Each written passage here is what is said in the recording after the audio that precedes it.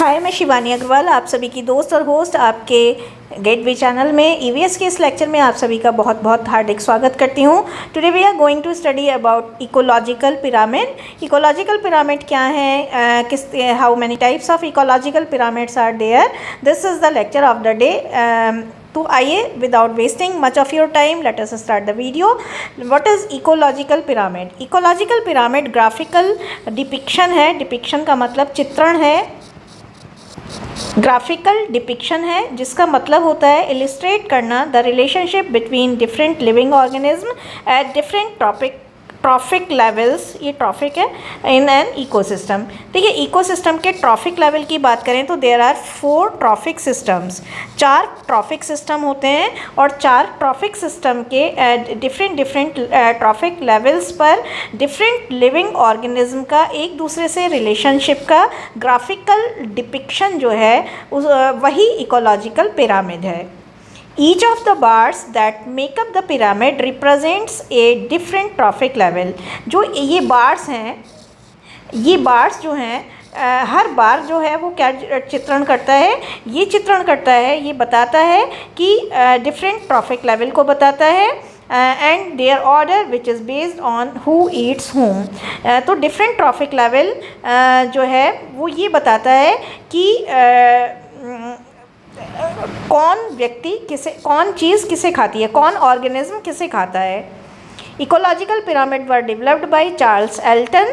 Charles Elton ने develop करा था, एक इंग्लिश जूलॉजिस्ट थे और एनिमल जूलॉजिस्ट थे। इंग्लिश जूलॉजिस्ट और एनिमल जूलॉजिस्ट थे। इन्होंने इसको 1927 में डेवलप करा और क्योंकि चार्ल्स एल्टन ने इकोलॉजिकल पिरामिड को इंट्रोड्यूस कराया था, इसलिए इकोलॉजिकल पिरामिड को एल्टोनियन पिरामिड भी बोला जाता है।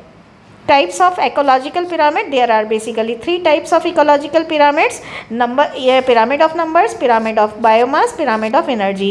यहाँ पर नंबर के संदर्भ में यानी संख्या के संदर्भ में जिक्र करा जाता है, यहाँ पर भार के संदर्भ में, बायोमास के संदर्भ में, और यहाँ पर एनर्जी यानी शक्ति के संदर्भ में, ऊर्जा के संदर्भ में चीज़ों को डिस्कस किया जाता है।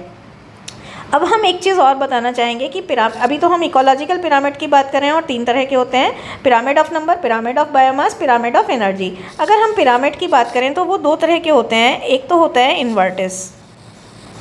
इन्वर्टिस में उल्टा होता है और जो है एक होता है अपराइट। अपराइट में सीधा होता है, यानी इस तरह का होगा अगर तो वो सीधा होगा, इस तरह का पिरामिड होगा वो सीधा होगा, और अगर इस तरह का होगा तो वो इन्वर्टिस बोला जाएगा। अब पिरामिड ऑफ नंबर की बात करते हैं और ये देखिए इस तरह का बन रहा है। हर तरह के पिरामिड में स्टार्टिंग जो होगी वो प्रोड्यूसर से होगी, उसके बाद प्राइमरी कंज्यूमर आएगा, फिर सेकेंडरी और फिर टर्टियरी आएगा, चाहे वो सीधा हो यानी कि अपराइट हो या फिर इन्वर्टिस हो। इन्वर्टिस के भी ये डिफरेंट लेवल्स हैं। तो यहाँ प्रोड्यूसर आएगा, यहाँ पर फिर आएगा क्या आएगा, प्राइमरी, और फिर यहाँ पर प्रोड्यूसर, फिर प्राइमरी, फिर सेकेंडरी और फिर उसके बाद टर्टियरी। तो बेसिकली ये अपराइट वाला है। और in this type of ecological pyramid the number of organism in each trophic level is considered as a level in the pyramid.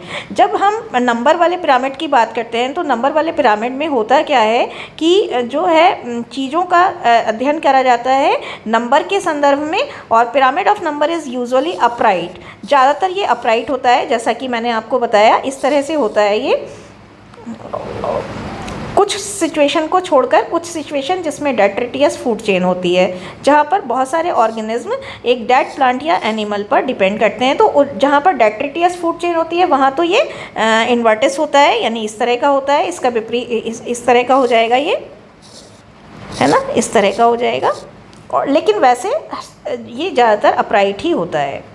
Pyramid of biomass में क्या होता है, जूप्लैंक्टन्स होते हैं और फाइटोप्लैंक्टन्स होते हैं। इसमें particular type of ecological pyramid में हर लेवल जो है takes into account the amount of biomass produced by each trophic level. इसमें हर तरह का जो है बायोमास में क्या होता है कि जू प्लैंक्टन होते हैं। जू प्लैंक्टन एक समुद्री पौधे होते हैं और जो समुद्री पौधे हैं उनको कौन खाता है, फाइटोप्लैंक्टन्स खाते हैं, यानी कि छोटे छोटे समुद्री जीव खाते हैं। Pyramid of biomass is also upright, ये भी अपराइट होता है except for that observed in oceans, कुछ पिरामिड्स को छोड़कर जो कि ओशियन में देखे जाते हैं, जहाँ पर लार्ज नंबर ऑफ जू planktons depend on A relatively smaller number of phytoplanktons.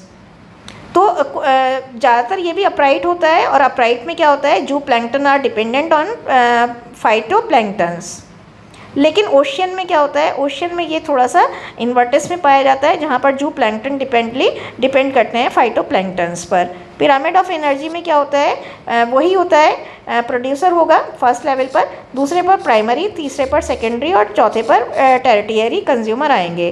Pyramid of energy is the only type of ecological pyramid जहाँ पर हमेशा ये अपराइट होता है। ये आपको याद रखना है कि pyramid of energy always at the upright position, always upright होता है, इसमें इन्वर्टिस का कोई जगह नहीं होती, ये अपराइट होता है। ठीक है, इस तरह से अपराइट क्यों होता है, क्योंकि एनर्जी फ्लो फूड चेन में यूनिडायरेक्शनल होता है, यानी दोनों डायरेक्शन में फ्लो करता है।